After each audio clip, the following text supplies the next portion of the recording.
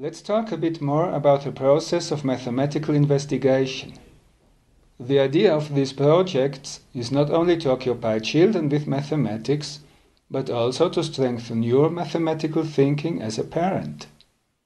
Therefore, I am including some questions which are too difficult for most children, but are a good challenge for you as adults.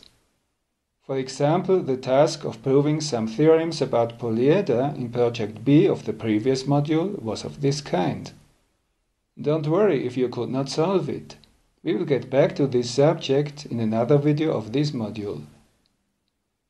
Okay, so I will mention some elements of mathematical thinking. And I will do this using as an example a small investigation about the properties of multiples of 11. One part of mathematical thinking consists in inventing mathematical objects. We can also speak of creating or defining. In the projects of the previous module, we saw several mathematical inventions: tic-tac-toe, polyeder, pentominoes. Now we will investigate some properties of another mathematical object, multiples of 11. We can define them simply like this. A multiple of 11 is a number which is the product of multiplying 11 by a whole number. You can invent your own mathematical objects. By doing this, you will at the same time create new fields of investigation. After that, we can experiment or even play with our mathematical objects. This means to try out everything we can do with them, combine them, transform them, use them to create other objects, and so on. This activity can be rather creative. With the multiples of 11, I do not yet have many ideas, but I will begin to collect them. I begin with the first ones in order, then I jump to larger numbers and choose some of them randomly. While I am doing this, I may already notice some interesting things. Then I begin to observe and analyze the behavior of these objects I created. This is an important part of mathematical thinking. Here is where new discoveries begin, first as hypotheses, and later we verify them. Something we can see right away is that the first multiples of 11 all consist of repeated digits. But also here in the larger numbers, we find many with pairs of repeated digits, and palindromic numbers, numbers which are the same when read backwards as forward. To be honest, I have chosen several of them on purpose in order to illustrate this property. So we can ask ourselves if perhaps all numbers of this type are multiples of 11. So we try to find properties and patterns which can be generalized. We try to order and to systematize our observations. We could state a first hypothesis. All palindromic numbers and all numbers consisting of pairs of repeated digits are multiples of 11. I don't yet know whether this is true. For now, it's only a hypothesis, and we have to verify it. This is another important element of mathematical thinking. I made an observation, but now I have to explain the why of this observation.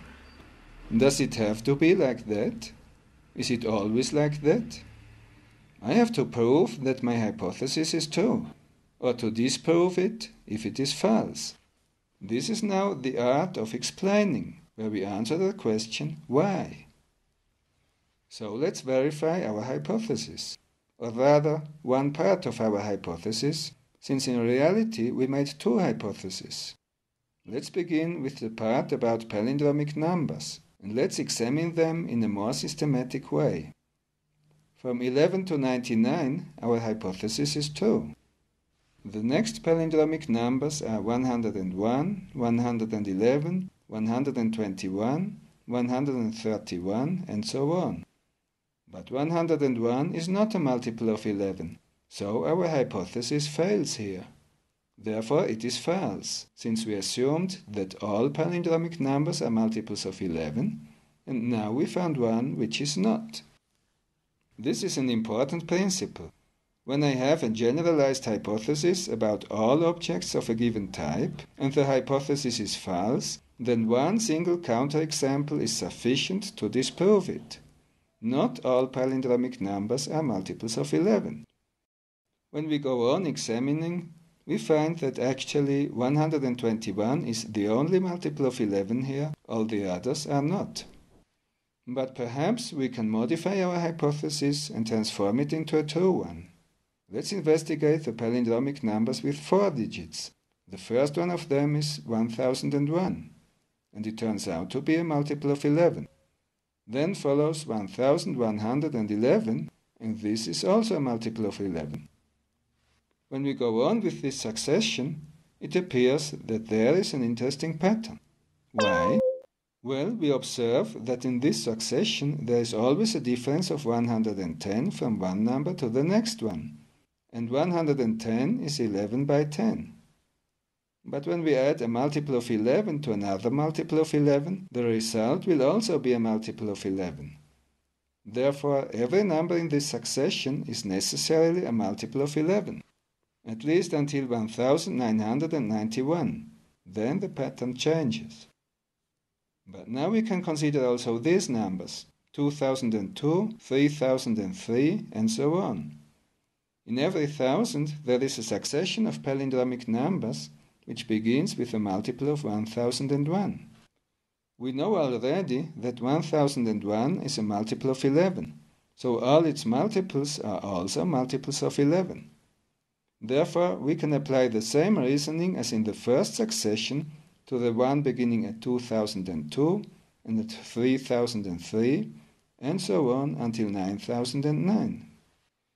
With this, we have covered all the palindromic numbers with 4 digits. Therefore, we have proved that all palindromic numbers with 4 digits are multiples of 11.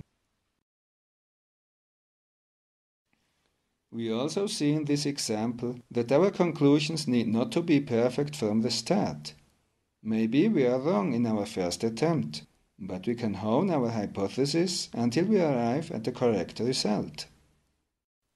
Now, this was quite longer than when we disproved the hypothesis about the palindromic numbers with 3 digits. We saw that in order to disprove, one single counterexample is sufficient. But when we want to prove positively that a certain property applies to all objects of a given type, this becomes more difficult. It is not sufficient to find a large number of examples. We have to find some procedure which produces the desired property and which can be applied generally to all objects in question. And we have to prove convincingly that this procedure can actually be applied to all these objects without exception. Often we use algebra for this. An algebraic variable is a way of generalizing, since the variable can mean any number. So if a procedure is valid for a variable, it is valid for all numbers, except if some mathematical law prevents the variable from assuming certain values. Let's write down our reasoning by means of algebra. A palindromic number with 4 digits in a generalized way can be written as ABBA. We put a horizontal bar above it to signal that we do not mean a multiplication of the 4 variables, but we mean the digits of a number. This number can be separated into 2 parts as a sum, the A part on one side and the B part on the other side. Now the A part represents the numbers 1001, 2002, 3003, and so on. These are the multiples of 1001. And the B part represents multiples of 110. So we can write it like this. But we know already that 1001 and 110 are multiples of 11. So we can write it like this. And according to the distributive law, we can take the 11 out of both expressions as a common factor. Now we have reached our goal. We have written our palindromic number as the product of 11 times a whole number. So we have proved that it is a multiple of 11. We take for granted here that we are speaking of whole numbers, since A and B represent digits of a number. But since A and B can mean any digit, we have therefore proved that any palindromic number with 4 digits is a multiple of 11. This last proof is not for children. Algebra requires abstract thinking, which does normally not develop before adolescence. From about 13 or 14 years of age on, it would be a good exercise to develop algebraic proofs like this one. But for children it is better to use only numerical examples, as in the previous example. This should be understandable for most 5th or 6th graders if they are accustomed to think mathematically. Now, with algebra, we can easily prove the other part of our hypothesis. It turns out that in fact the numbers which consist of pairs of repeated digits are all multiples of 11. We will prove it for those numbers of this kind which have 4 digits. In a generalized way, such a number looks like this. As before, we can separate the A part and the B part.